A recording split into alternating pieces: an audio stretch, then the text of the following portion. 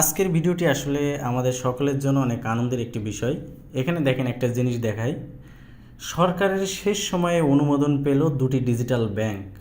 অর্থাৎ আমরা এতদিন পর্যন্ত যে ডিজিটাল ব্যাংকের জন্য অপেক্ষায় ছিলাম, সেই ডিজিটাল ব্যাংক কিন্তু অনুমোদন হয়ে গেছে। অর্থাৎ দুইটা প্রতিষ্ঠান ইতিমধ্যে তারা বাংলাদেশ ব্যাংক থেকে অনুমোদন পেয়েছে এই ডিজিটাল ব্যাংক খোলার জন্য। আসলে ডিজিটাল ব্যাংক কি আপনারা অনেকেই জানেন। ডিজিটাল ব্যাংক হলো এমন একটি ব্যাংক যে ব্যাংকের কোনো শাখা থাকবে না। যে কোনো লেনদেন আপনারা চাইলে মোবাইল ফোন বা কম্পিউটারের মাধ্যমে ইন্টারনেট ব্যবহার করে সকল কার্যক্রম, ব্যাংকিং যত ধরনের কার্যক্রম আছে সকল কিছু পরিচালনা করতে পারবেন। এটার জন্য কোনো ধরনের কোনো শাখা প্রয়োজন হবে না, আর এটাই হচ্ছে ডিজিটাল ব্যাংক। তো আসলে কারা সেই ভাগ্যবান দুটি প্রতিষ্ঠান যারা বাংলাদেশে সর্বপ্রথম এই ডিজিটাল ব্যাংক খোলার অনুমোদন পেল? তো চলুন দেখে নেই। এখানে দেখেন আমি লেখা দেখাচ্ছি যে ডিজিটাল ব্যাংকের অনুমোদন দিয়েছে বাংলাদেশ ব্যাংক, তাদেরকে যে সম্মতিপত্র সেটা দেওয়া হয়েছে। আসলে এই দুইটি প্রতিষ্ঠানের পাশাপাশি আরও 6টি প্রতিষ্ঠান ইতিমধ্যে অপেক্ষামান তালিকায় রয়েছে। অর্থাৎ এরাও কিন্তু ধাপে ধাপে এই ডিজিটাল ব্যাংক খোলার অনুমোদন পাবে। তো আসলে দুইটি যে ব্যাংক অনুমোদন পেল, এই দুটি কারা? এখানে দেখেন অনুমোদন পাওয়া দুটি ডিজিটাল ব্যাংকগুলো হলো নগদ ডিজিটাল ব্যাংক পিএলসি এবং কোরি ডিজিটাল ব্যাংক পিএলসি। অর্থাৎ দুইটি ব্যাংক যে অনুমোদন পেয়েছে তার একটি হচ্ছে নগদ ডিজিটাল ব্যাংক পিএলসি এবং কোরি ডিজিটাল ব্যাংক পিএলসি। এটা কিন্তু ব্যাংকের নাম। নগদ ডিজিটাল পিএলসি এটা হচ্ছে ডিজিটাল ব্যাংকের নাম, এবং কোরি ডিজিটাল পিএলসি এটাও হচ্ছে আরেকটা ব্যাংকের নাম। এই দুইটা ব্যাংক কিন্তু অলরেডি অনুমোদন পেয়ে গেছে। অর্থাৎ সর্বপ্রথম বাংলাদেশের ইতিহাসে এই প্রথম এই দুইটি প্রতিষ্ঠানই ডিজিটাল ব্যাংক হিসাবে পরিচালিত হবে।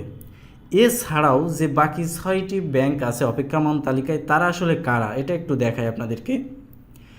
এখানে দেখেন মোট 8টি প্রতিষ্ঠানের মতো 2টি সিদ্ধান্ত নেওয়া হয়েছে এবং সম্মতি দেওয়া হয়েছে, এবং বাকি যে 6টি, এই 6টি প্রতিষ্ঠানের মধ্যে 3টি নীতিগত অনুমোদন হয়েছে। অর্থাৎ এখন যে 2টা ব্যাংক চালু হবে ডিজিটাল ব্যাংক, এরপরে 3টি ব্যাংক আবারও চালু হবে। তারা কারা?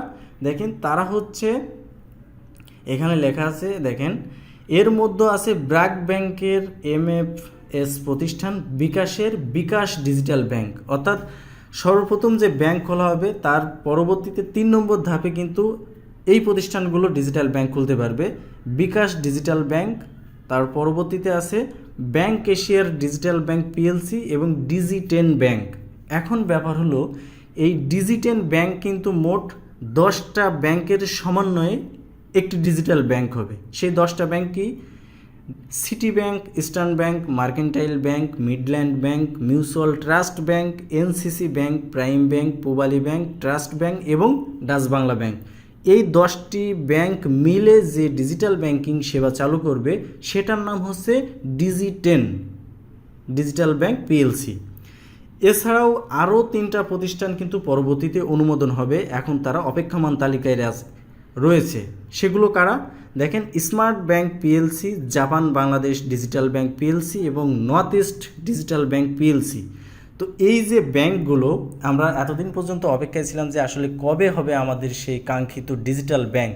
তো ইতিমধ্যে যেহেতু অনুমোদন হয়ে গেছে, অল্প দিনের ভিতরেই কিন্তু আসলে এই ডিজিটাল সেবা চালু হবে, এবং এই ডিজিটাল ব্যাংক চালু হওয়ার সাথে সাথেই আমরা যে কোনো কাজ, ব্যাংকিং সেবা, আপনি অ্যাকাউন্ট খোলা, টাকা ট্রান্সফার করা, টাকা ইন করা, টাকা আউট করা, যা যা আছে সব কিছু কিন্তু আপনি ইন্টারনেটের মাধ্যমে মোবাইল দিয়ে বা কম্পিউটার দিয়ে খুব সহজে করতে পারবেন। অর্থাৎ এটার জন্য আপনার এতদিন পর্যন্ত যে ব্যাংকে দৌড়াদৌড়ি করা লাগতো সেটা কিন্তু আর প্রয়োজন হবে না। তো আসলে আমরা এটার অপেক্ষায় রয়েছি যে কবে আমাদের এই ব্যাংক খোলা চালু হবে।